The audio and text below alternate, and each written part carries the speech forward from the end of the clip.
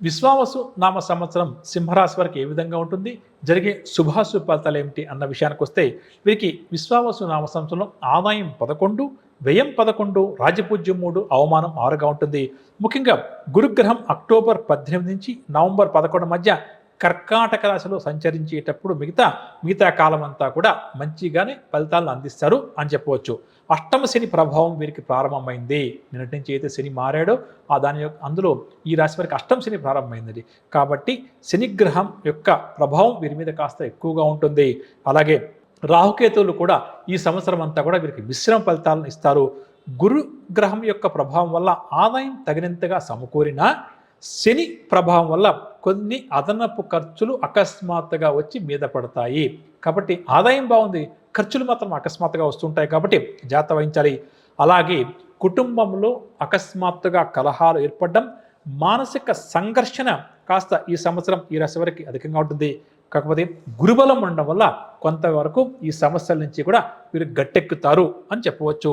ఇక కేతుగ్రహ ప్రభావం వల్ల ఆధ్యాత్మిక కార్యక్రమాలపై అధికంగా దృష్టి సారిస్తారు.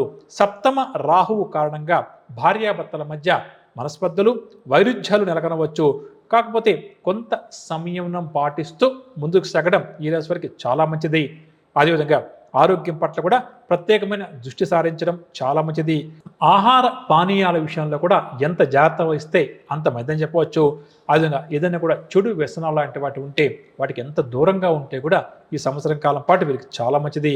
అత్యవసర పరిస్థితుల్లో వీరు బాగా నమ్మిన వ్యక్తులు, ఇష్టపడ్డ వ్యక్తులు కూడా సహాయం చేయడానికి వెనకడుగు వేస్తారు. దీనివల్ల వీరు చాలా మనస్తాపానికి కూడా లోనవుతారు. ఇదేంటి, ఈ వ్యక్తి నాకు బాగా ఇష్టమైన వ్యక్తి కదా, గతంలో అయితే నేను సహాయం చేశాను కదా, ఇప్పుడు ఎందుకు నేను సహాయం కోసం అడిగితే అతను వెనకడుగు వేశాను వైపుగా వీరి యొక్క ఆలోచన విధానం ఉంటుందని చెప్పొచ్చు. ఇక సమాజంలో మాత్రం విశేష గౌరవం లభిస్తుంది. అయితే కుటుంబంలో మాత్రం వ్యతిరేక పరిస్థితులు తప్పకపోవచ్చు. అంటే ఇంట గెలిచి రచ్చగలవడం అంటమే అలా చూసుకుంటే ఇంటి వాతావరణం ఇబ్బందిగా ఉంది, బయట వాతావరణం కొంతవరకు బాగుంటుంది. ఇక ఈ రాశి వారు చేస్తున్న వివాహ ప్రయత్నాలు ఫలించే అవకాశం అధికంగా ఉంది.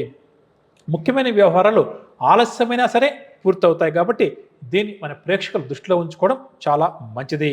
ఇక వాహనాలు, గృహ కొనుగోలు ప్రయత్నాలు ఈ సంవత్సరం ద్వితీయార్థంలో అంటే సెకండ్ హాఫ్ సక్సెస్ అయ్యే అవకాశం అధికంగా ఉంది. కోర్టు వ్యవహారాలు ఎవరికైతే ఉన్నాయో అవి మాత్రం అలా కొనసాగుతూనే ఉంటాయి, వాయిదాలు పడుతూనే ఉంటాయి అని చెప్పక తప్పదు. వ్యాపార రంగాల వారికి పెట్టుబడులకు ఎటువంటి ఇబ్బంది ఈ సంవత్సరం పెద్దగా ఉండకపోవచ్చు. కాకపోతే సరైనటువంటి వ్యాపారం సాగకపోవడం వల్ల, అంటే గిరాకీలు లేకపోవడం అంటేనే దీనివల్ల వీరు కాస్త ఆందోళన చెందాల్సి వస్తుంది. ఉద్యోగస్తులకు ఒత్తిడి బాగా కూడా అధికమవుతుంది. ఒత్తిడి తట్టుకోలేక ఒక రకమైన విరక్తి భావం కూడా ఈ రాశి ఉద్యోగస్తులకు ఏర్పడుతుంది. ఏంటి, నేను ఎంత కష్టపడుతున్నా నాకు పని ఒత్తిడి తప్పడం లేదు, నాకు విశ్రాంతి ఎప్పుడు లభిస్తుంది అన్న వైపుగా వీరు కాస్త ఈ సంవత్సరం ఉద్యోగస్తులు గడపాల్సి వస్తుంది. అయితే అనూహ్యంగా జరిగే కొన్ని మార్పులు ఉద్యోగస్తులకు అప్పుడప్పుడు కాస్త ఊరటనిస్తాయి అని చెప్పవచ్చు. శాస్త్ర సాంకేతిక రంగాల వరకు ఈ సంవత్సరం మంచి గుర్తింపు లభిస్తుంది. పారిశ్రామిక రంగం వారు తరచూ విదేశీ పర్యటన చేయాల్సి వస్తుంది. రాజకీయ రంగం వారికి అందే ఒక పిలుపు లేదా ఒక వార్త చాలా ఊరటనిస్తుంది. కళారంగం వారికి నూతన అవకాశాలు చాలా వరకు కూడా ఈ సంవత్సరం ఉత్సాహాన్ని కలిగిస్తాయి. విద్యార్థులు శ్రమానంతరం మాత్రమే ఫలితాలు సాధిస్తారు. వ్యవసాయదారుల విషయానికి వస్తే రెండవ పంట మొదటి పంట కంటే కూడా ఎక్కువగా లాభిస్తుంది అని చెప్పవచ్చు. కాకపోతే అక్టోబర్, నవంబర్ మధ్య అన్నిటా కూడా ఎంత అప్రమత్తంగా మెలిగితే ఈ రాశి వారికి అంత మంచిది అని చెప్పక తప్పదు. ఇక పరిహార విషయానికి వస్తే శనైశ్వరుడు యొక్క నామస్మరణ ప్రతినిత్యం చేయడం, అదేవిధంగా శనికి పురోహితుల చేత జపం చేయించుకోవడం, వీళ్ళనప్పుడల్లా కూడా కాస్త అన్నదానం చేస్తూ ఉండడం ఈ సంవత్సరం అంతా కూడా వీరికి చాలా చాలా మంచిదని చెప్పవచ్చు.